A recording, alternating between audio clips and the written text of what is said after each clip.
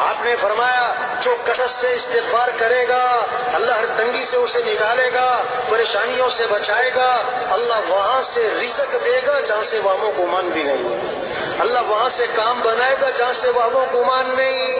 استغفار پر وعدہ ہے لولا تستغفرون اللہ لعلکم ترحمون، اور استغفار کیوں نہیں کرتے؟ اللہ کی رحمتیں آئیں گی۔ وما كان الله ليعذبهم وأنت فيهم وما كان الله معذبهم وهم يستغفرون۔ اگر آپ ان میں موجود ہیں نا، اللہ فرما رہے ہیں ان پر عذاب نہیں آئے گا۔ اگر آپ چلے گئے تو جب تک یہ استغفار کرتے رہیں گے ان پر عذاب نہیں آئے گا۔ استغفار سے مسئلوں کا حل ہے، پریشانیوں سے بچنا، کاموں کا بننا، استغفار کی کثرت۔ استغفار سے کیا ہے؟ ہمارے مسئلے حل ہوں گے، استغفار سے ہمارے کام بنیں گے۔ امام احمد بن حنبل رحمۃ اللہ علیہ کے بارے میں آتا ہے کہ اس سفر میں تھے، سفر میں نا رات ہو گئی، مسجد میں نماز پڑھی عشاء کی، ارادہ کیا رات یہاں گزار لو، انہوں نے کبھی مسجد بند کرنی ہے، مسجد سے باہر نکل جاؤ سارے، انہوں نے کبھی میں مسافر آدمی ہوں رات ٹھہرنا ہے، کہ نہیں اجازت نہیں ہے، اپنا تعارف نہیں کروائے۔ ایک آدمی وہ سن رہا تھا، انہوں نے کہا بھی یہ کوئی بڑے بزرگ آدمی لگتے ہیں، اب میرے ساتھ چلو، اب میرے گھر میں رہ جاؤ، ساتھ لے گیا۔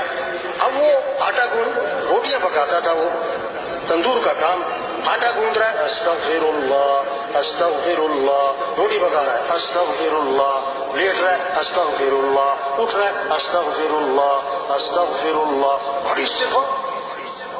امام صاحب بڑے حیران، یہ اتنا استغفار کرتے ہیں؟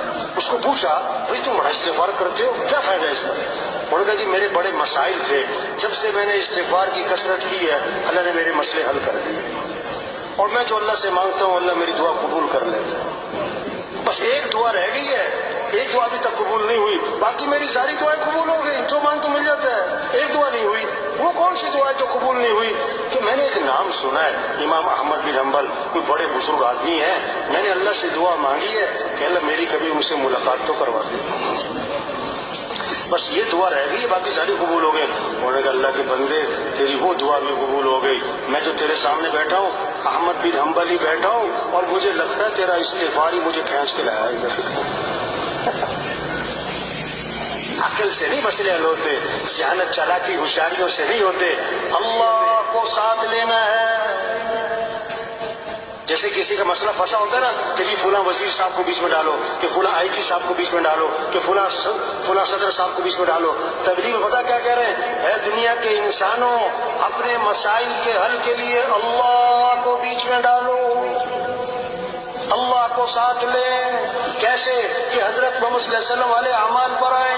یہ قرآن مسئلوں کا حل ہے، قرآن مسئلوں کا حل ہے، پڑھنا مبارک، یاد کرنا مبارک، لیکن قرآن مسئلوں کا حل ہے، کاموں کا بننا اسی میں تو چھپا ہوا ہے۔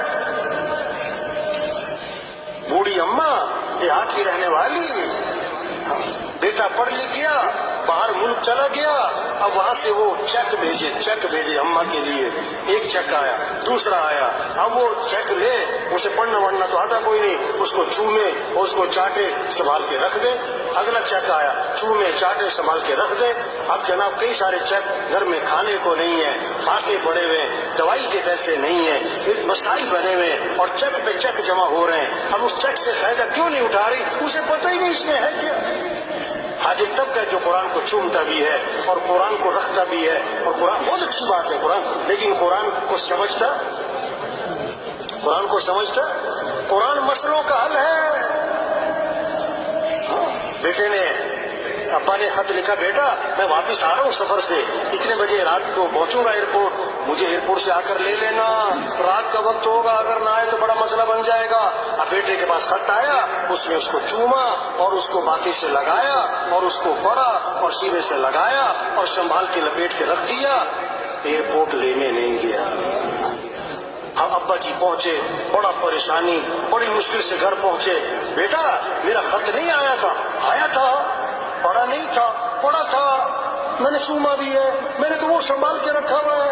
باپ تھپڑ مارے گا کہ جو اس میں نے کرنے کو کہا تھا وہ تو کیا کوئی نہیں۔ یاد کرنا مبارک، قرآن کو چومنا مبارک، قرآن کو پڑھنا مبارک، لیکن بھائی قرآن پر عمل کرنا ہے۔ اس میں مسئلوں کا حل چھپا ہوا ہے۔ اس میں کیا چھپا ہوا ہے؟ اللہ وجہ ما اصابکم من مصیبت فبما کسبت ایدیکم، جو بھی تم پر مصیبت آتی ہے قرآن بتا رہا ہے وہ تمہارے کسی گناہ کی وجہ سے ہے۔ ایک صحابی آئے، عرض کے حضور فلاں آدمی کا مال تھا، سمندر کے کنارے پانی کی لہریں آئیں، سامان بہا کر لے گئی، آپ نے کیا فرمایا؟ جو مال بھی ضائع ہوتا ہے خشکی میں یا تری میں وہ زکات روکنے کی وجہ سے ہوتا ہے، زکات نہیں دی ہوگی۔ قرآن تو مسئلوں کا حل بتا رہا ہے۔ قرآن کیا بتا رہا ہے؟ مسئلوں کا حل بتا رہا ہے، پریشانیوں کی وجہ بتا رہا ہے۔ پہلی قوموں پر عذاب کیوں آیا ہے؟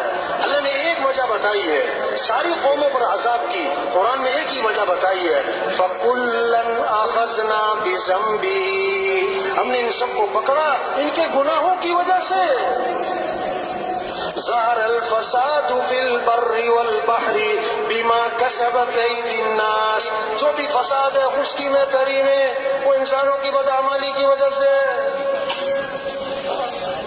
جب زکات نہیں دیں گے اللہ بارشیں روک لے گا،